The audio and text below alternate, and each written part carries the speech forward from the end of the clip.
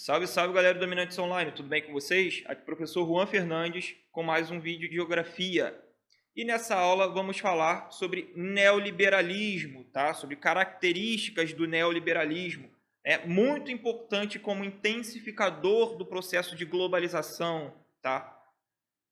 Bom, dentro de um contexto histórico aqui, tá? A gente precisa entender a necessidade de aplicação do neoliberalismo.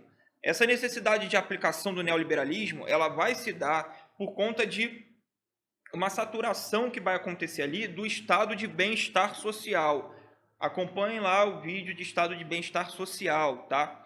Então a gente vai ter o estado de bem-estar social, é um estado que demanda muito custo, tá? Para funcionar. Por quê? O estado ele vai ser grande gerador de condições, né, para o trabalhador. Então a gente vai ter, né, uma grande participação do Estado ali, gerando seguros para esse trabalhador, gerando condições para melhorar a qualidade de vida desse trabalhador, tá? O estado de bem-estar social ele é importantíssimo para o desenvolvimento do capitalismo, tá? Só que chega um determinado momento em que vai ocorrer uma saturação, vai ocorrer uma necessidade produtiva, onde a gente tenha um esvaziamento desse estado, tá? Por quê? Porque esse estado, como ele é muito custoso, ele vai ter um custo muito alto também para o empresário. E aí há uma necessidade, por conta de condições históricas ali, de um contexto histórico, de um momento, em que esse empresário vai querer, né, retomar as suas margens de lucro, e isso vai fazer com que esse Estado precise se desfazer e um novo agente regulador, uma nova forma de regulamentação econômica surja, tá? O neoliberalismo. A gente vai ter aqui o Chile, a Inglaterra e os Estados Unidos, né, como berço desse neoliberalismo, tá? Porque o Chile ali vai ser, né, dentro daquele contexto histórico ali, ele vai ser meio que o laboratório do neoliberalismo por condições políticas que atravessaram o Chile ali naquele período, tá? A gente tem como necessidade de flexibilização e retração da participação do Estado na economia. Por quê? Se o Estado ele é muito interventor, né, automaticamente o que vai acontecer? Aquele Estado ele vai ter muitos gastos e esses gastos eles precisam ser, né, retirados de algum ponto, tá? Esse estado de bem-estar social ele também vai possibilitar a formação de sindicatos muito fortes. Esses sindicatos muito fortes, respaldados ali pelo estado de bem-estar social, eles vão cobrar cada vez melhores condições de trabalho para a indústria, tá? Então essa margem de lucro da indústria, ela vai sofrer, né, um problema, vai ter um processo ali de retração desse lucro industrial, desse lucro empresarial. E do ponto de vista no sistema capitalista, isso para o empresário não é muito favorável, isso não é um atrativo para o empresário, tá? E aí qual a ideia? Que um Estado ele crie condições ali para o amplo desenvolvimento dos setores produtivos, para o amplo desenvolvimento das empresas, tá? Sem que haja esses entraves sociais, como eu falei.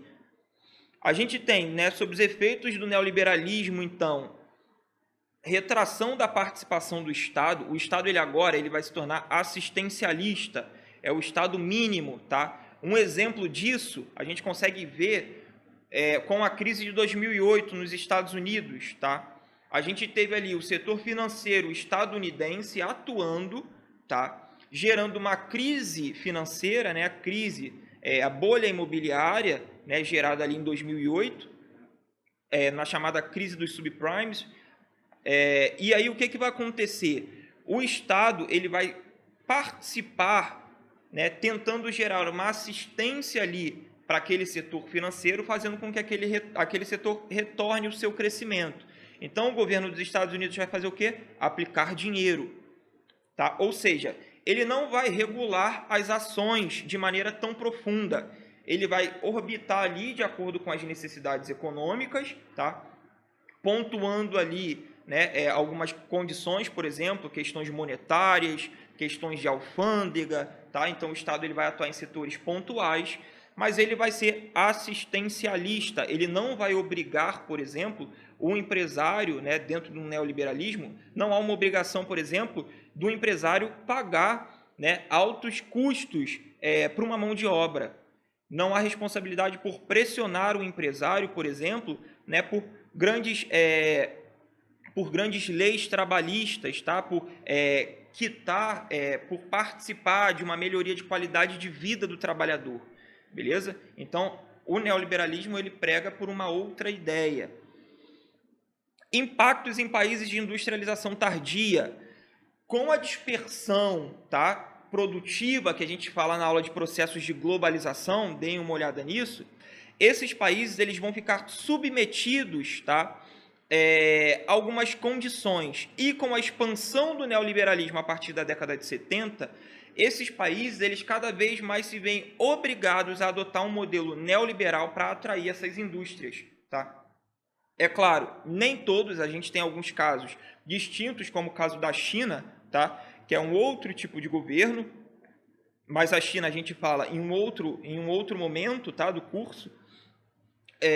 Mas esses países de industrialização tardia, principalmente se a gente for pegar a América Latina ali, eles são, né, principalmente ali da década de 90 em diante, eles precisam adotar esse modelo neoliberal para conseguir atrair investimentos. Então, o neoliberalismo ele vai criar, né, vai intensificar os processos de concentração de renda, por exemplo, né, de disparidade socioeconômica entre os países.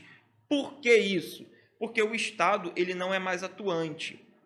O neoliberalismo da década de 90 ele vai se expandir principalmente com o fim da União Soviética, tá? E prestem atenção, a gente sai da era, tá, dos estados nacionais extremamente fortes, extremamente soberanos, né, por conta da Guerra Fria, e a gente entra numa era de estados neoliberais, beleza? É claro que a gente tem alguns casos isolados ali, por exemplo, em alguns pontos da América Latina, com a Onda Rosa, que a gente fala sobre isso também no curso, mas a gente tem o neoliberalismo se expandindo, principalmente pós-fim de Guerra Fria. Então, o processo de globalização ele vai se intensificar à medida em que a gente tem menor participação ou menor pressão dos estados nacionais dentro dos processos econômicos, beleza? Então é isso, galera. Até a próxima. Tchau, tchau.